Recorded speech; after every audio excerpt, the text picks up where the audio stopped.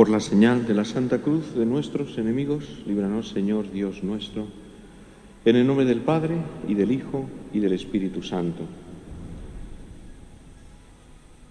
Señor mío y Dios mío, creo firmemente que estás aquí, que me ves y que me oyes. Te adoro con profunda reverencia. Te pido perdón de mis pecados y gracia para hacer con fruto este rato de oración. Madre mía Inmaculada, San José, mi Padre y Señor, Ángel de mi guarda, interceded por mí.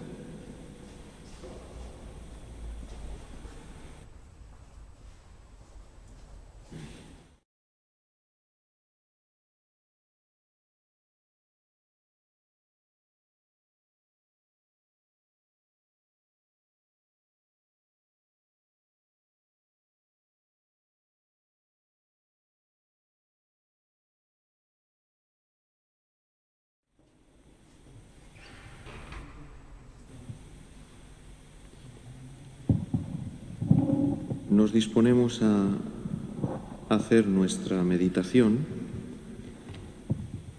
y lo primero de todo nos hemos puesto en la presencia de Dios, que es lo más importante, porque es Él el que tiene que hablarnos, quiere hablarnos. Y también le damos gracias al Señor por esta oportunidad, por esta ocasión que nos ofrece de poder entrar en oración. Es un regalo inmenso del Señor, es una gracia extraordinaria que tenemos que vivirla siempre con espíritu de agradecimiento. Porque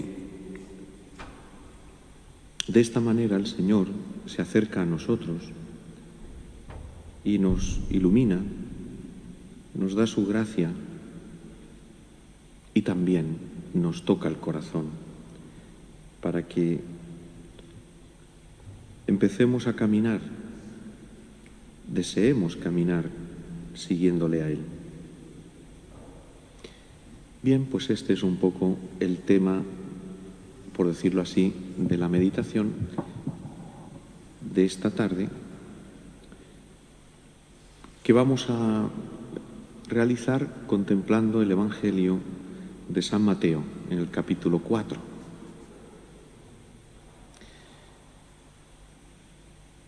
Después de las tentaciones en el desierto, en el versículo 12 de este capítulo 4, dice el Evangelio que al enterarse Jesús de que habían arrestado a Juan, se retiró a Galilea. Dejando Nazaret, se estableció en Cafarnaún, junto al mar, en el territorio de Zabulón y Neftalí. Jesús interpreta el arresto de Juan el Bautista como el momento, por decirlo así, la señal de que tiene que haber un cambio en su actividad. Al mismo tiempo, de alguna manera, en algún otro evangelio paralelo se nos presenta este regreso a Galilea por parte de Jesús como una cierta huida de Judea, ¿no?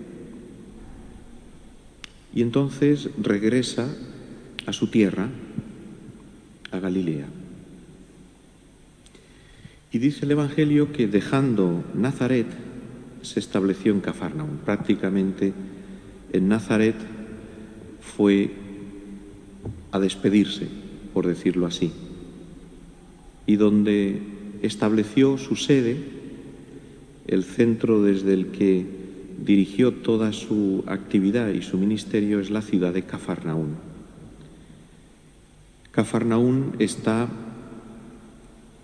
sobre el mar de Tiberíades, el mar de Galilea, en la orilla noroeste, y era una ciudad populosa, con mucha actividad comercial, y se encontraba sobre la antigua calzada romana, la Vía Maris, que conectaba Galilea con Siria, y por allí pasaba todo el tráfico de mercancías, de bienes, de personas. Por lo tanto, era una ciudad donde había mucho movimiento de gente. Al contrario que Nazaret, que estaba ya más en la montaña, en las estribaciones de la montaña de Galilea, y el carácter también de la gente más reservado, más de montaña. Por otra parte, así se pudo alejar un poco de la cercanía de Herodes, que habitaba en Séforis, que está a 5 kilómetros de Nazaret. Y le permitía a Cafarnaún un poco más de libertad, de movimientos. Todo esto visto desde el punto de vista humano. Tampoco sabemos si realmente fue así. Esto es una reconstrucción humana que podemos hacer, plausible, de por qué Jesús se retiró a Galilea y en concreto a Cafarnaún.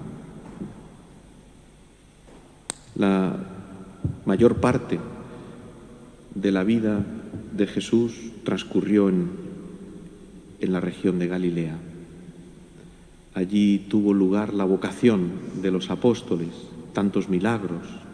Alrededor del lago ocurrieron tantos episodios de la vida de Jesús que se ha quedado en nuestra memoria y en nuestro corazón como un lugar muy especial.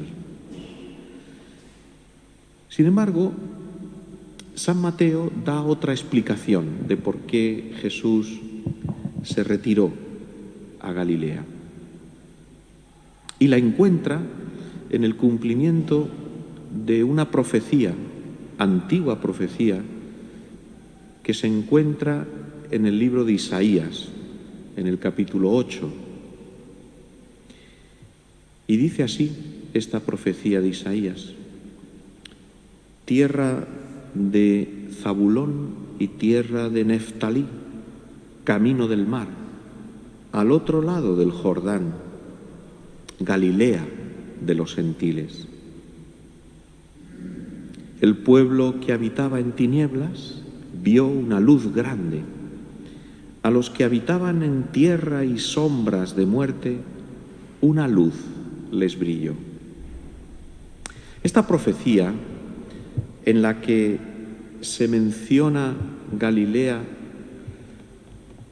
por primera vez en el Antiguo Testamento, porque Galilea no sale en el Antiguo Testamento. Esta profecía fue pronunciada en el siglo VIII antes de Cristo. Y se refiere a un momento dramático de la historia de Israel y en concreto de Galilea. Los asirios, que eran entonces el pueblo dominante, el imperio, comenzaron a expandirse y empezaron a invadir otros territorios. Y entre ellos la zona de Galilea y otras partes más de Israel.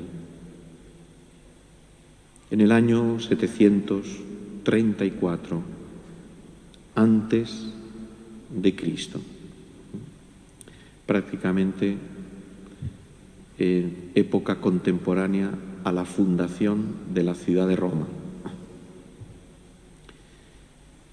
Los asirios se llevaron desterrados a gran parte de la población, especialmente las clases dirigentes, las personas de relieve, y dejaron al pueblo sencillo, un resto de personas muy sencillas, pobres, humildes. E incluso se empezó a poblar aquella tierra con pueblos paganos, en concreto 5 tipos de pueblos paganos, que es lo que explica el diálogo de Jesús con la samaritana cuando habla de los 5 maridos, en los que se refiere a los 5 pueblos paganos que se han mezclado con los judíos que habitaban en Galilea. Y por eso Galilea, al tener esta mezcla con los paganos, era mal vista por parte de Judea, como una tierra que había perdido la fe, como una tierra infiel. Y por eso, tanto Samaria como Galilea, para los israelitas, tenían mala fama. No conservaban una fe pura y auténtica. El profeta Isaías, en medio del dolor y del sufrimiento, del destierro y de la invasión de Galilea, les anuncia esta profecía. Este pueblo que está sufriendo en tinieblas y en la oscuridad y en sombras de muerte, verá una luz grande, una luz les brillará. Posiblemente el profeta Isaías humanamente pensaba en algún descendiente del rey David que liberara. Pero es interesante ver cómo, aun en medio de la oscuridad, aun en medio del sufrimiento y del dolor, Dios envía a un profeta para que dé una esperanza, para que anuncie la llegada de una luz que iluminará todo y que llenará de esperanza, para que así el pueblo confíe en el Señor y no se desanime y no se desespere. Sin embargo, San Mateo encuentra el cumplimiento de esta profecía precisamente en la llegada de Jesús.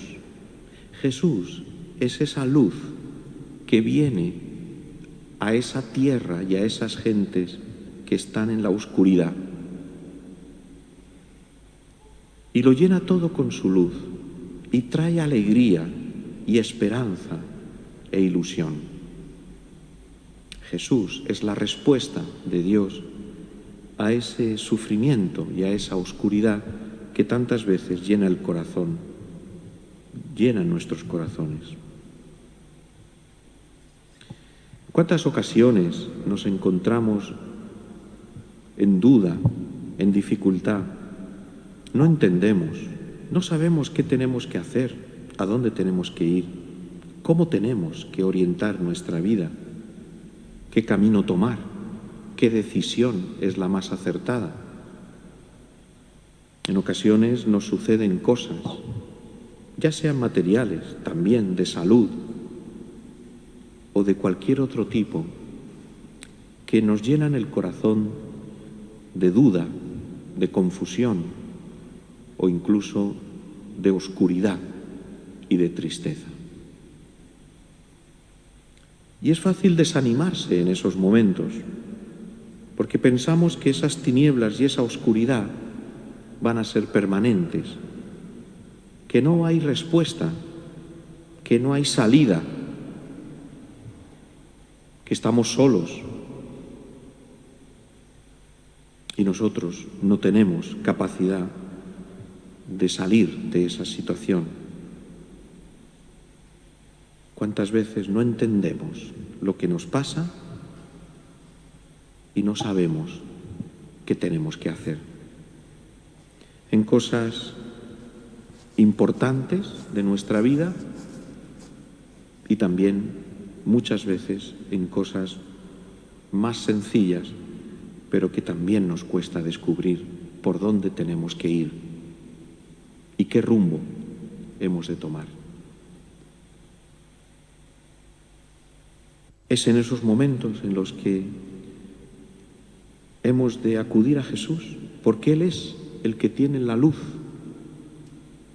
porque Él puede iluminar nuestra inteligencia y nuestro corazón, porque Él puede ayudarnos a entender, o tal vez, aunque no entendamos humanamente, Él nos ayuda a encontrar esperanza, a confiar, a saber que el mal no es lo definitivo, que no va a triunfar en nuestra vida, que Dios no nos abandona y que Jesús siempre tiene para nosotros una palabra de consuelo, de esperanza, de ánimo. O tal vez necesitamos una luz que nos ayude a tomar una decisión, y una decisión clara, una decisión concreta, para que dirijamos nuestra vida por el camino acertado. Tantas y tantas situaciones que hemos atravesado, de las que tenemos experiencia y que muchas veces nos han llevado a desconfiar y a no saber descubrir la presencia de Jesús ahí, en esa situación. Y entonces eso nos ha llenado de oscuridad y por lo tanto de tristeza y a veces de desesperación. No, Jesús es la luz. Él viene a iluminar nuestra vida y Él viene a darle un sentido a todo lo que hacemos. El pueblo que habitaba en tinieblas vio una luz grande. Este es Jesús.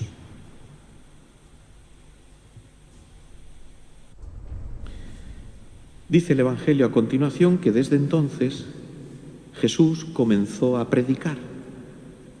A esto había venido. Él es la palabra, Él es el verbo que se ha hecho carne.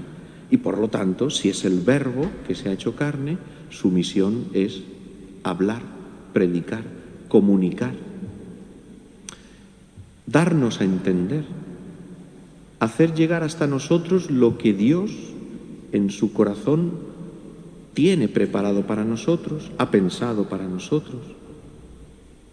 Comunicarnos esa vida íntima de Dios que quiere hacernos partícipes. Y esto lo hace Jesús, ha venido para eso. Predicar no es simplemente lo que podemos hacer, no sé, los sacerdotes o los diáconos, predicar es mucho más. Porque aquí también está implicada la vida de Cristo, ¿no? Él es el verbo que se ha hecho carne y por lo tanto Jesús anuncia, predica, nos comunica la vida divina también con sus gestos, no solo con sus palabras, con sus acciones, con su cuerpo. Y esa predicación de Jesús, San Mateo la resume de esta manera. Jesús predicaba diciendo: convertíos porque está cerca el reino de los cielos. Esta es la predicación de Jesús. Este es el resumen, o sea, el núcleo, ¿no? Lógicamente hay más cosas, pero San Mateo nos dice, allí está lo primero, lo que Jesús viene a anunciarnos. Convertíos. Es la misma predicación que Juan el Bautista, por decirlo así. Hay un paralelo entre la vida de Juan el Bautista y Jesús. Necesitamos convertirnos. Jesús lo sabe, por eso nos lo anuncia. Alguien puede pensar, y podemos a lo mejor, si no pensar y manifestarlo, tal vez de alguna manera sentirlo en nuestro corazón, que tampoco es que nosotros, que en definitiva somos personas normales y no hacemos grandes barbaridades, pues que tampoco tenemos necesidad de una conversión.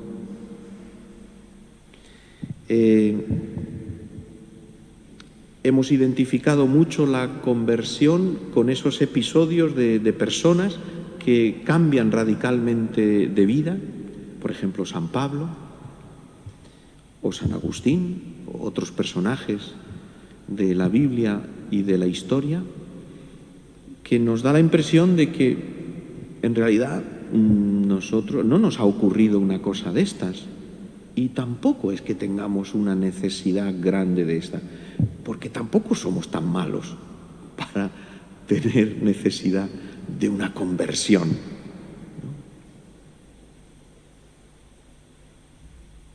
¿Qué os parece?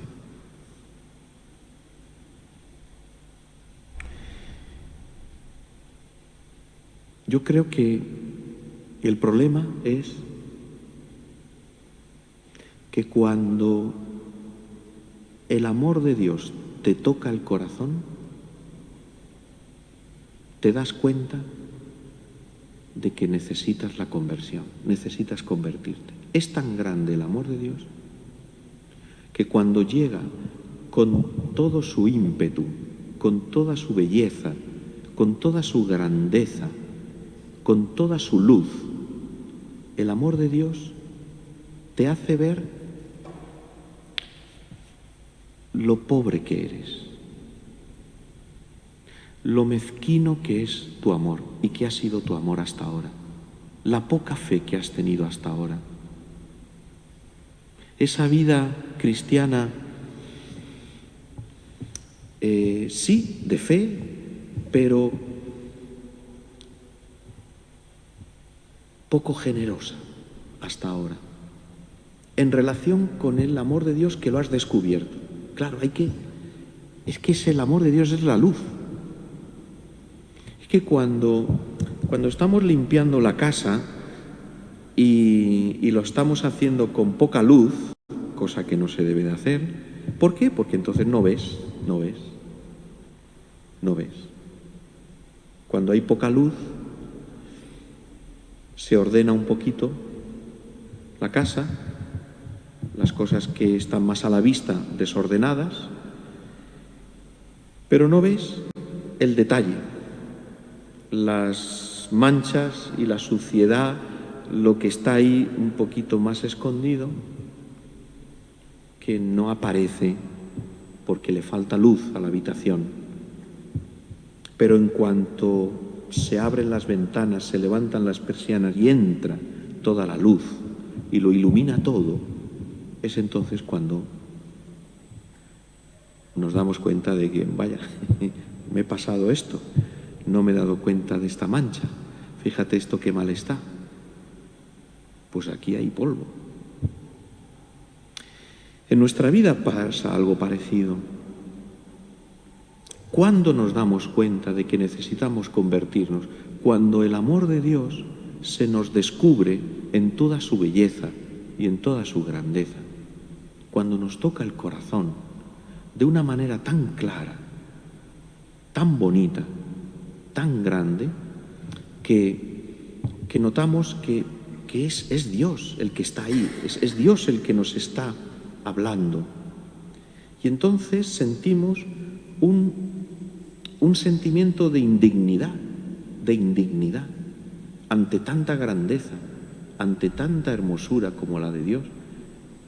Sentimos que no estamos a la altura, que no lo hemos hecho del todo bien, que hemos intentado ser fieles, pero en tantas ocasiones nos ha faltado generosidad y entrega, que tantas veces el juicio, el comentario, a veces la queja, que tantas veces la rutina, la pereza, la dejadez, que tantas veces el orgullo, ese orgullo que sale. Entonces sí que nos damos cuenta de que claro que necesito la conversión. ¿Cómo no voy a necesitar la conversión? Todos los días. Mira, Jesús lo sabe. Y si Jesús lo que dice es convertíos, es porque lo necesitamos. Ya está. Ya no vamos a darle más vueltas. Si Jesús dice convertíos, es porque necesitamos convertirnos. Porque Él nos conoce. Él nos conoce. Y Él sabe lo que necesitamos. Claro que lo sabe. Y nos lo ofrece. Porque la conversión no es hundirse ante la miseria de mi pobre vida. No, la conversión es descubrir el amor de Dios y querer caminar hacia Él. La conversión es darse cuenta de que mis pasos, mi camino, estaban dando en la dirección contraria del amor.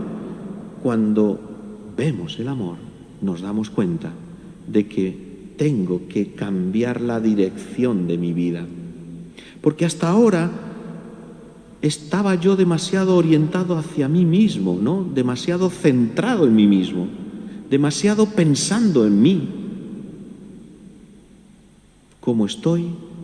¿Qué me pasa? ¿Qué me sucede?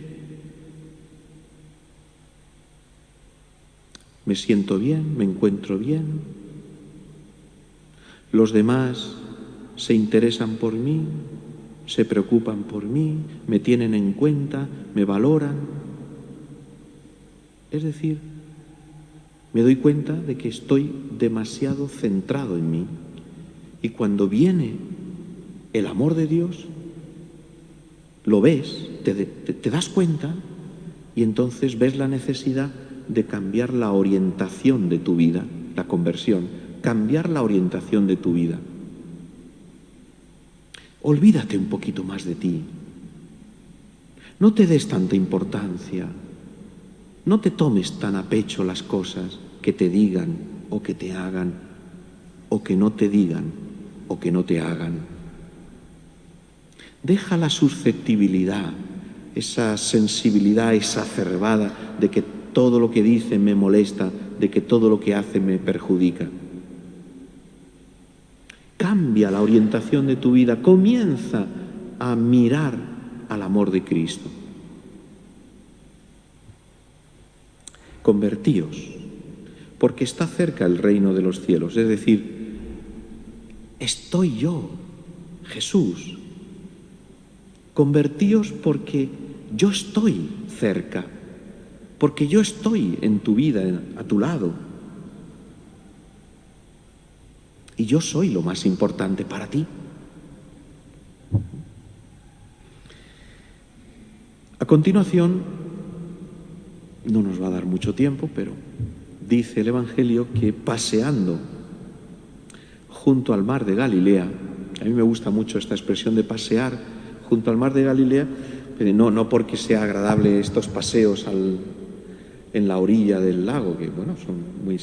porque es una expresión, la de paseando, que remite al libro del Génesis, cuando dice el Génesis que Dios paseaba en el jardín del Edén a la brisa de la tarde.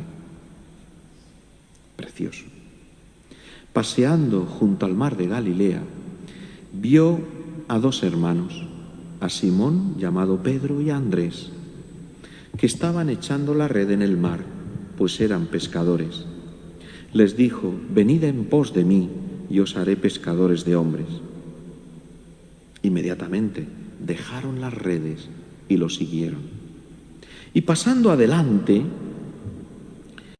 vio a otros dos hermanos, a Santiago, hijo de Zebedeo, y a Juan, que era su hermano, que estaban en la barca repasando las redes con Zebedeo su padre, y los llamó.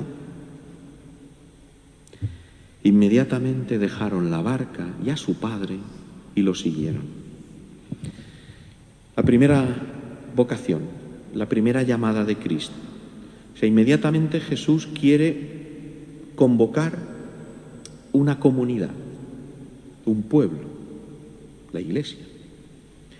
Y entonces se acerca allí donde están estos jóvenes, dos hermanos, Andrés y Pedro, y otros dos hermanos, Juan y Santiago.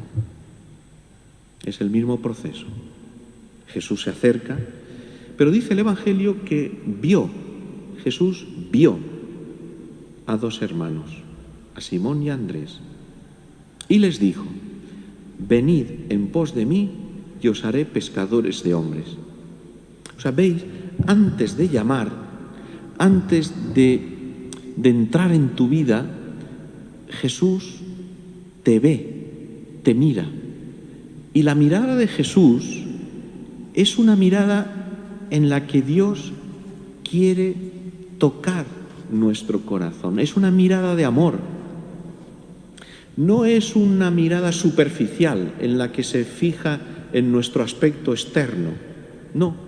Cuando dice el Evangelio que Jesús vio, quiere decir que penetró en el corazón de aquellos dos hermanos con su amor y les comunicó su amor, porque es una mirada transformadora. Y entonces los llamó. Primero los amó y después los llamó. Cada vez que Jesús llama, primero ama y después llama. Y entonces dice el Evangelio que lo dejaron todo y lo siguieron. La llamada de Jesús, ¿en qué consiste? Venid en pos de mí y os haré pescadores de hombres. ¿Veis? Jesús no dice: id, marcharos, id a este lugar, o sal de tu tierra, como dijo Dios a Abraham. Jesús dice: venid conmigo, venid conmigo. ¿Por qué? Porque Él también está caminando, porque Él también está en misión. Entonces le dice: venid conmigo. Y os haré pescadores de hombres. ¿Qué es lo que hace un pescador? Un pescador echa las redes y saca el pescado, el pez, lo saca del mar. Para el pez, salir del agua del mar es la muerte. En cambio, pescadores de hombres quiere decir que los hombres están en el mar, en el agua salada del mar. Y ese no es el medio natural, es un ambiente inhóspito. En el mar, en la Biblia, siempre representa el peligro de la muerte. Por lo tanto, lo que quiere hacer Jesús es unirlos a su misión. Venid conmigo y os haré pescadores de hombres. Es decir, os voy a permitir, voy a contar con vosotros, quiero contar con vosotros para que me ayudéis a sacar a los hombres de las aguas de muerte, para que les demos vida.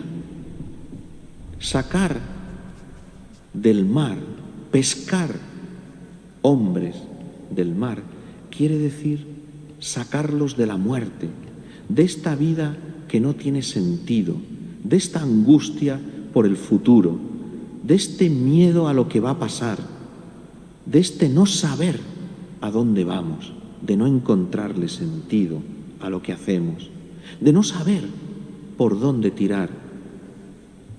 Y Jesús ha venido a rescatarnos de la muerte, ha venido a rescatarnos de la oscuridad, de no tener sentido, para llevarnos a esa tierra nueva donde ya podemos habitar en una vida sin fin.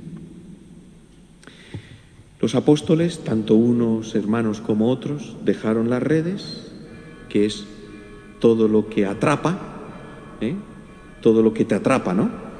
Todo lo que te retiene, todo lo que te tiene ahí esclavizado. Hay que dejar las redes, hay que dejar todo aquello que te tiene atrapado a las cosas de la tierra, todo aquello que te impide seguir a Jesús. Hay que dejarlo. Tú no puedes vivir, tú no estás llamado para vivir en una red que no te deja moverte, que te atrapa y que te impide caminar detrás de Jesús, con Jesús. A los otros hermanos, cuando los llama Jesús, ellos inmediatamente dejaron la barca y a su padre. La barca, el medio donde han vivido hasta ahora, donde han trabajado, donde se ha desarrollado su vida, porque a partir de ahora Jesús los quiere llevar a otra barca, a la barca de la Iglesia. No por casualidad, las iglesias, la parte central se llama la nave, la nave, porque todos nosotros por el bautismo hemos sido arrancados de las aguas de muerte y hemos sido introducidos en la barca de Cristo.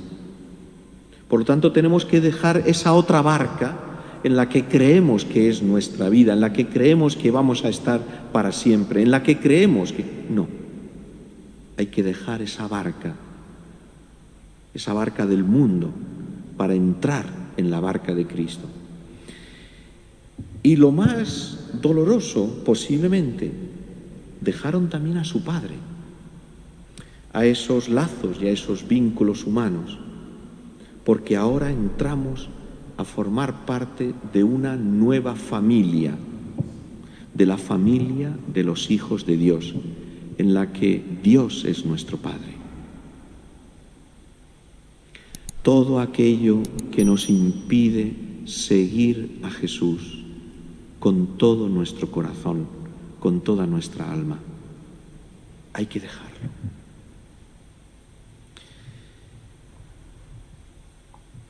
Vamos a pedirle al Señor en nuestra oración.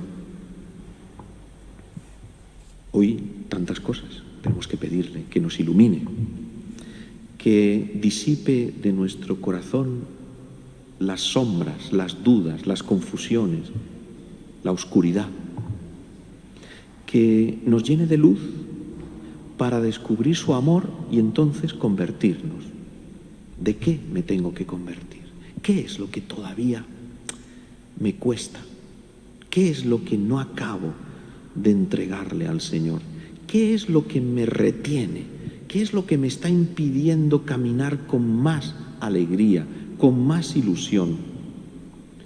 ¿Qué temor hay en mi corazón? ¿Qué es lo que todavía me hace dudar? Vamos a pedírselo para que el Señor realmente ilumine nuestro corazón, nos llene de su amor y nos ayude a caminar siguiéndolo, siempre detrás de Él.